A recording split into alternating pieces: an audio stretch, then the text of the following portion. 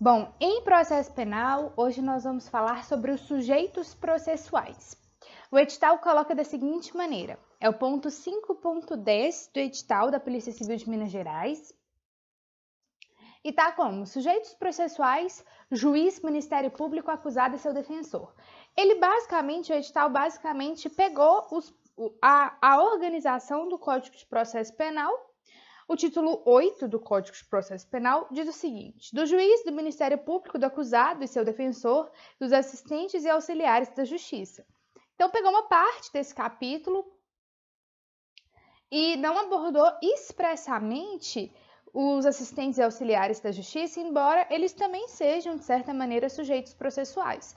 Mas, basicamente, focando nos pontos do edital de juiz, MP, acusado e defensor, nós temos que recorrer aos artigos 251 a 256, que trata da figura do juiz, 257 e 258, que trata do MP, e 259 a 267, que trata da figura do acusado e seu defensor. Antes, é preciso lembrar que nós adotamos o sistema acusatório, o qual tem como princípio o princípio acusatório, que propõe essa triangularização dos sujeitos processuais. O juiz, com a única função de julgar, deve se manter imparcial e inerte, e aqui a gente coloca uma observação, que o Código de Processo Penal, o sistema brasileiro, possui alguns ranços inquisitoriais, como, por exemplo, algumas atuações de ofício na instrução probatória, mas é sempre preciso lembrar que o sistema adotado é sim um acusatório. E nós temos no topo a figura do juiz, imparcial e inerte, temos a figura do MP, que se constitui como um órgão acusador, mas também como parte do processo, como fiscal da lei. Nada obsta que o Ministério Público venha pedir a absolvição do acusado. O Ministério Público não é só um órgão acusador a qualquer preço, a qualquer custo, de forma nenhuma. Ele pode muito bem pedir absolvição e ainda assim o juiz condenar. Isso pode também, mas o MP ele tem essa função de analisar os fatos e de dar o seu parecer, a sua manifestação, de acordo com o que ele acha que deve ser mais justo naquele caso concreto. E o acusado e o defensor são partes parciais, devem sempre se defender. O acusado ele não pode abrir mão da sua defesa técnica. Ele deve sempre ser assistido por um advogado a partir do momento que o processo se inicia, que estamos na fase processual, na fase judicial da persecução penal. E faz parte dessa triangularização não só a figura do acusado, como a figura do seu defensor, que está ali para exercer a defesa da melhor maneira possível, da maneira que mais lhe convém, para que o réu seja, tenha ao menos uma pena mínima, caso venha a ser condenado. Então, os capítulos do juiz, do Ministério Público, a gente tem que se ater ao seguinte: esse capítulo, esse livro, ele fixa causas de impedimento e suspeição do juiz. E por quê? Porque uma das regras primordiais da atuação do juiz é que ele seja imparcial. E por vezes, em função de conhecer determinadas pessoas, ele vai se tornar impedido ou suspeito. Não tem como saber as causas de impedimento e suspeição sem ler os artigos. Mas uma dica que eu posso dar é que o impedimento ele guarda uma natureza mais objetiva, ela é mais explícita, é razão de algum vínculo legítimo, de parentesco, enfim. Quando eu digo legítimo, eu não estou excluindo a adoção, não. Estou falando legítimo no sentido de que a ordem jurídica tutela aquela relação de alguma forma.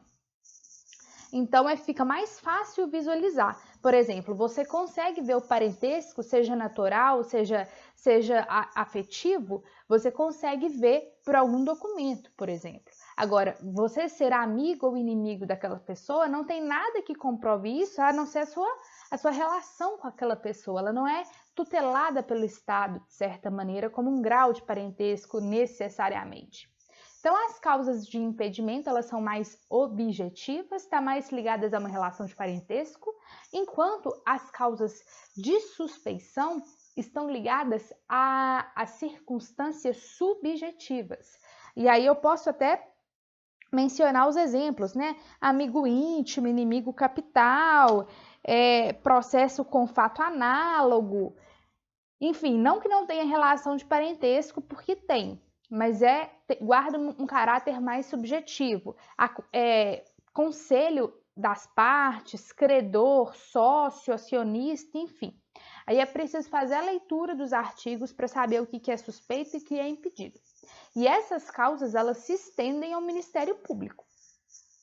O Ministério Público, o próprio Código de Processo Penal diz o seguinte: ao Ministério Público cabe promover a ação penal, fiscalizar a execução da lei.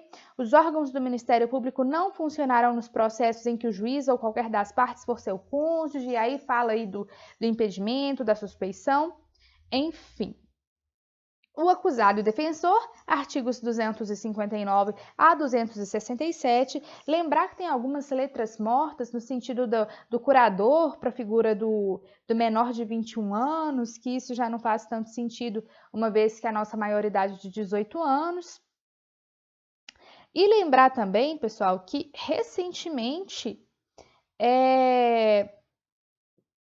o artigo 260, uma parte dele foi declarada inconstitucional pelo Supremo Tribunal Federal, que é a condução coercitiva com os fins de interrogatório para o acusado. Então, a condução coercitiva para interrogar, ela não é mais admitida, porque, de certa maneira, ela fere o direito de locomoção do acusado, e isso é inconstitucional.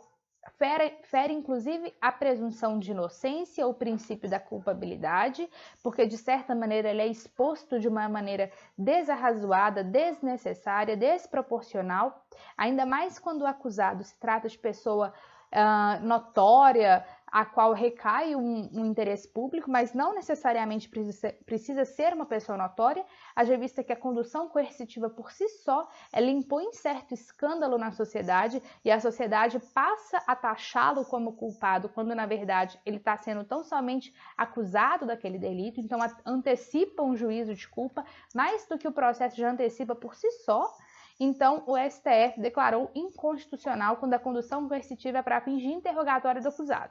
Então, artigo 260, onde se lê para o interrogatório, pode riscar esse trechinho, porque foi declarado inconstitucional no controle concentrado de constitucionalidade. Bom, uma última observação. Lembrar que a constituição de defensor independe de instrumento de mandato, se o acusado indicar por ocasião do interrogatório, e nos termos do artigo 252, que é o que fala sobre impedimento, não funcionarão como defensores os parentes do juiz, porque isso também, de alguma forma, fere a imparcialidade, não só do juiz, como do defensor, né? A sua defesa técnica, o advogado, o defensor dativo, constituído, enfim, ele tem sempre que velar pelo bem-estar do seu cliente, pelo bem-estar do acusado. Se ele é parente do juiz, com certeza essa função, de alguma maneira, vai ficar prejudicada. Bom, os assistentes e os funcionários da Justiça, é importante fazer a leitura, eles estão aí dos artigos 268 a 281, peritos intérpretes, etc.